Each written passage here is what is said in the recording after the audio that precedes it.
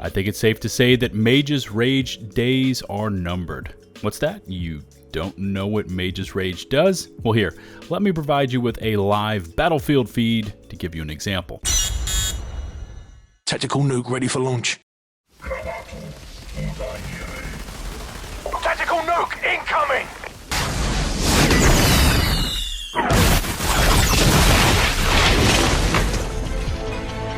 Mission accomplished. Good work. All joking aside, Mage's Rage is seriously strong. Let's call it God tier. And we finally got the maths thanks to this Reddit post to prove just how foobar it truly is. What's going on, everybody? It's LtBuzzLitebeer, and today I'm going to be breaking down the triple breakage that is the mod known as Mage's Rage. Plus, I have a bonus for you. Now, since we know the devs are currently taking a look at Mage's Rage, we should expect it to be corrected to behave more in line with the current mod text. Nerf, balancing, call it whatever you want, but expect Mage's Rage to behave differently in the not-so-distant future. And in preparation for that time, I've actually done the testing for you with quite a few different mods, just in case, we need to make some adjustments to our current builds. But before we dive into this one, I wanted to again thank you for all the support you've been showing me and my channel. We are nearly at 93,000 subscribers, and that magical 100K mark is not far off.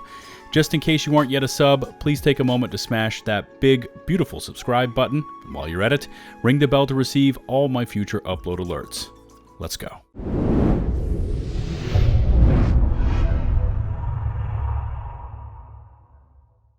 So thanks to this Reddit post, and by the way, strong props to Dude with a Box 1 for taking the time to test this all out. Anyways, we now get to see just how messed up Mage's Rage truly is. And according to Dude with a Box 1, it is triple broken according to this breakdown. By the way, I'm going to leave a link in the video description below to this article, and I highly recommend you hop over there, give it a read for yourself. It's not very long, and while you're there, leave it a thumbs up. So, first breakage is that Mage's Rage only stacks 3 times, and not the 4 that it reads in the English version of the game. And by the way, I've heard different translations, specifically Polish, reads that it only stacks 3 times, but anyways, there's issue number 1. Issue number 2 is that the mechanics of the mod actually doesn't add AP the way you would think. Instead of adding flat 10% bonuses for each stack based on your base anomaly power, Mage's Rage starts off with the first stack working properly, but then computes the second and third stack bonuses off of the already enhanced first stack.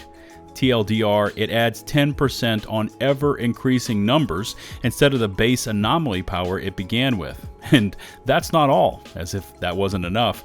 Mage's Rage is also benefiting from anomaly power bonuses, for instance from your skill tree or other additional sources, like for Techno, simply deploying certain skill types.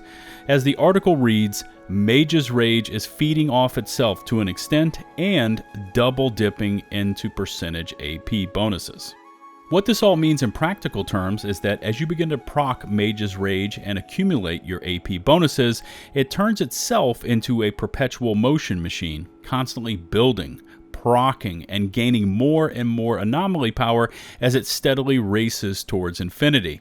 Now this translates into incredible amounts of anomaly power that can be stacked onto our builds, turning our skills into near insta-kill devices. Now, I don't know what the devs plan to do about Mage's Rage because it is clearly acting up and even the text doesn't read properly.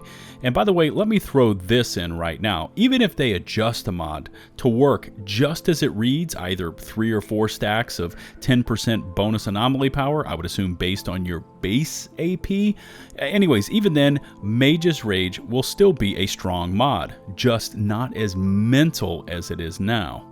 Moving on, and since I like to plan ahead, I've already started testing out most of the best weapon mods, just in case we need to replace Mage's Rage on our current setups, and I've got some footage and comments to make about each of these. So, let's dive in. First up is Dethrone, which is pretty popular to use with AP builds. Mod text reads, when 2 of your equipped skills are on cooldown, receive a firepower bonus. Otherwise, receive bonus anomaly power. And notice I didn't fill in the number values there because those vary based on your build specs. Now, in order to test Dethrone, I first went into my class tree and deactivated any nodes that gave me bonus AP simply for casting a skill, like Adrenalizing Antenna or Overclocked, and I also went a step further and deactivated my entire PAX tree, especially Initial Striker. With my first things first tier 1 mod procced and the bonus AP I gained from that, and by the way, I did a full and comprehensive breakdown on this tier 1 mod and how to use it in this build guide, link to that in the video description below. Anyways, with that bonus AP I gained, my build is at 1.8 million Anomaly Power, and as soon as I cast one ability and send it on to cooldown, my AP jumps up to 2.2 million, along with a decent gain of firepower as well. After about 5 seconds, the AP and FP bonuses started burning off, so Dethrone does not stay procced as long as the skill is on cooldown. Now, when you toss out 2 skills, so for me that's Blighted Turret and Cold Snap, I actually lose Anomaly Power but go up even further in bonus firepower. Again, after about 5 seconds, the Dethrone proc wears off for 1 skill cooldown and I go from minus AP to bonus AP, but just for a moment or two, and then everything kind of wears off and I fall back to ground zero. How does it stand up against the Arbiter of the Worthy, which, by the way, is how I went to test all of these mods? Well, Dethrone, for that short 5-second window that it seems to proc, is not bad. If you get too anxious and double spam your skills, sending 2 of them into cooldown, it is actually counterproductive for an AP build. Now, as long as you monitor the cooldowns and, mentally count in your head, or at least guesstimate to the count of 5, it does add on a decent amount of bonus AP, something like what you would get from the gear mod Arms and Anomaly. Of all the potential mods you could equip on your AP builds, not everyone would consider using Omen, but it's pretty beastly. The mod text reads, "Shots launch a cover-piercing anomaly projectile that inflicts bleed, deals X amount of damage for that based on your build, and applies a status that increases damage received by 10% for 3 seconds, and the mod has a 4-second cooldown." Now, there was no additional modding needed to test this one out, so my class tree was left intact and into the trials I headed. With first things first procced, I went towards the Arbiter with 1.6 million base Anomaly Power, and this one really surprised me. Not only does Omen hit hard with that initial Anomaly projectile, which anyone that uses Omen already knew, but once that 10% extra damage status effect procced, my turrets really kicked it up a notch. Not nearly as mental as when they are on Mage's Rage, but the overall effect wasn't bad. The Arbiter went down before even going into his first phase, and I just continually hit him with the Anomaly projectile, reloaded, and waited for the first things first AP bonuses to kick in. As long as I fired off Omen every 4 or 5 seconds, the encounter went by pretty smoothly. So overall, not a bad substitute should Mage's Rage get too hard with its potential changes. Let's keep testing.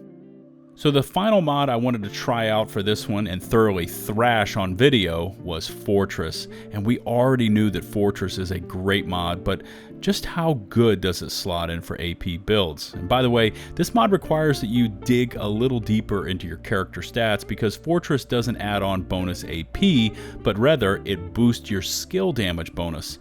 The mod text itself starts off with this bonus armor and resistance text, but then the good stuff happens once you hit max stacks, which is 3.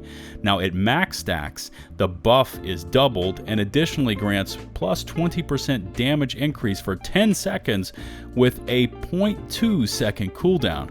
So once we proc Fortress with those 3 stacks, notice it doesn't mention anything about hitting crits, just successful shots, making it very aim friendly. Anyways, once we proc it, we get that 20% extra damage buff for 10 seconds.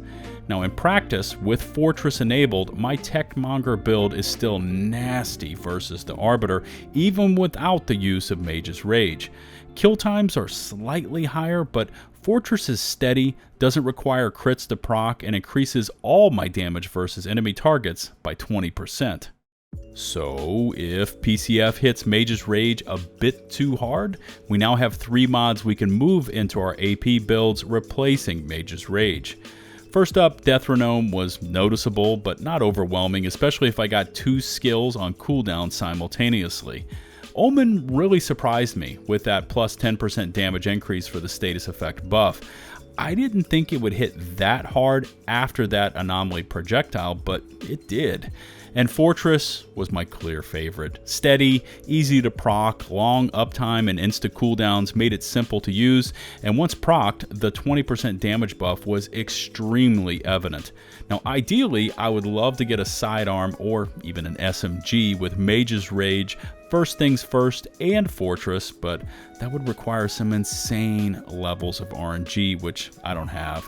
We will have to wait and see what ultimately happens with Mage's Rage. Will it be dealt with harshly or get off easy?